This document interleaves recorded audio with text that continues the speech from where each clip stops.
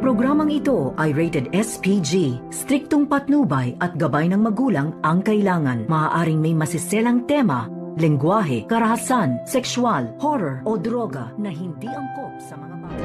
Raja! Suko ka na!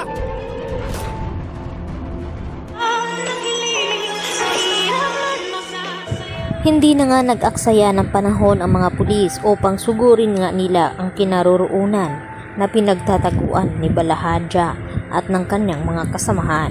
Subalit nang makarating nga itong mga pulis doon ay sakto naman na wala na nga doon itong si Don Pepe dahil isinama na nga ito ni Zoe nang ito'y nakita ni Zoe sa likod ng pinagtataguan na tumatakbo na nga itong si Don Pepe at tinutulungan niya nga ito upang makatakas dito kina Moira at Balahadja. At sakto din na hindi nakita ng mga pulis itong si Moira na nasa likod ng bahay kung saan doon nila itinago itong si Don Pepe. At dahil dito, hahabol naman ng mga pulis itong si Balahadja dahil may hawak nga itong armas at nagawa nga itong lumaban dito sa mga pulis. At nanaliksik ang mga pulis, ang nakuha nga nila at naabutan doon itong tungkod ni Don Pepe at inuwi at ipinakita dito ni Giselle. Kaya naman, umiiyak ng husto itong si Giselle dahil tila nawala na nga daw siya ng pag-asa na makita pa muli itong kanilang ama.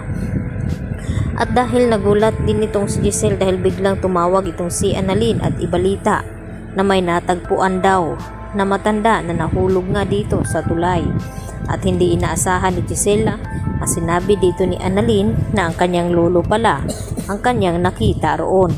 At tila critical nga ang kalagayan dito ni Don Pepe, subalit hindi nga ito napuruhan sa pagkalaglag. Kaya agad naman na dinala ni Annalyn sa Apex Hospital nang sa ganoon ay doon nga ito magamot itong si Don Pepe. At gagawin nga lahat dito ni Annalyn maligtas lamang itong kanyang lolo.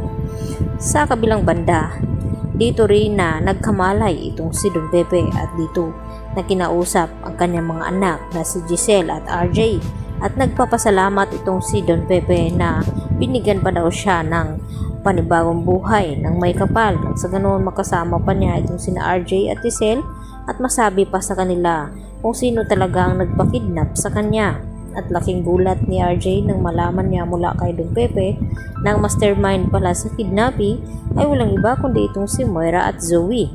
At nagawa pa nga siyang saktan ni Moira.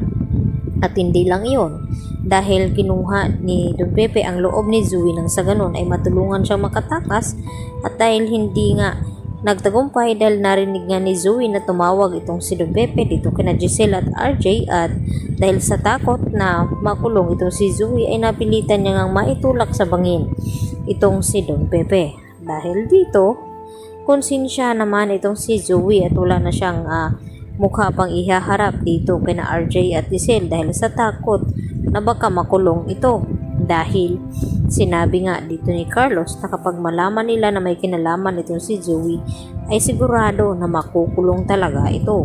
At kaya naman na tumawag agad itong si Zoe dito kay Carlos at ipinaalam ang kanyang ginawa kay Don Pepe na hindi daw niya ito sinasadya dahil na itulak niya nga itong matanda at hindi pa nga sigurado kung ito'y natuluyan nga ba o hindi. Dahil nga sa mabilis na pangyayari at agad ngang na-rescue agad itong si Don Pepe at agad na dinala sa ospital. Kaya yan naman ang ating patuloy na pagkabangan kung ano nga magiging kahinatnan, kung makapagsalita pa nga ba itong si Don Pepe o magiging critical pa ang kalagayan nito sa kabila ng kanyang pagkahulog dito sa bangin. Yan lang po aking karagdagan latest update at marami pong salamat sa inyong pananatiling panonood dito sa aking munting channel.